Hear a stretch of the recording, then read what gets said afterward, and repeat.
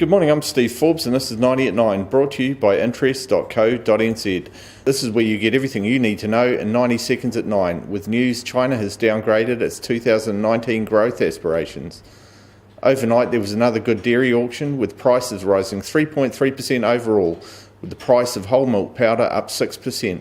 This is the 7th consecutive rise and brings 2019's gains to 24%. Volumes offered were normal, and today's rise bolsters the Farmgate milk price forecast most dairy cooperatives have made recently. Elsewhere in the US, sales of new single-family homes were 2.4% lower than the same month a year ago. And updates to the services PMIs were out overnight in the US, and both pointed in the same direction, with both ISM and market reporting strong growth in the services sector. These rises moved the US dollar higher. In Vancouver, sales of residential housing has reached its lowest level in more than a decade.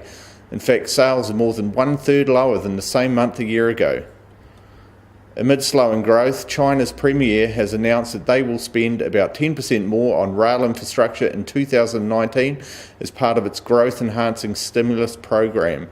The Chinese government will spend $175 billion on rail projects alone. And that slowing growth has brought another unexpected boost. The Chinese government has announced plans to cut taxes and fees by $440 billion to prop up growth by encouraging more economic activity. A cut was expected, but this is larger than most analysts estimated. Both measures are part of Beijing's plans to deal with their slowing economy, which they themselves forecast to grow between 6 and 6.5% in 2019. That would make it the slowest growth rate in 30 years and down from the 6.5% target they had in 2018.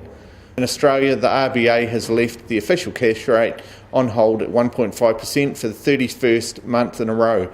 Many other analysts think it is just a matter of time before they will need to cut their official cash rate, but the central bank still sees 2019 growth at about 3% as the labour market remains strong.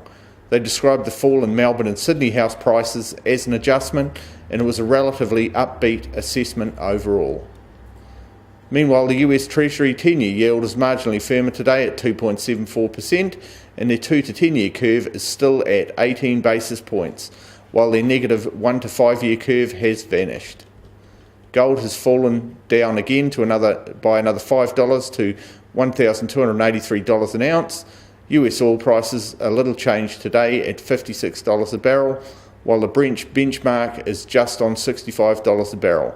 The Kiwi dollar is at 67.9 US cents and a little lower from yesterday, while on the cross rates we're also a little lower at 96 Australian cents.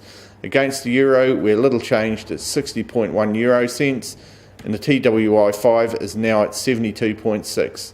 I'm Steve Forbes, and that was 90 at 9, brought to you by interest.co.nz.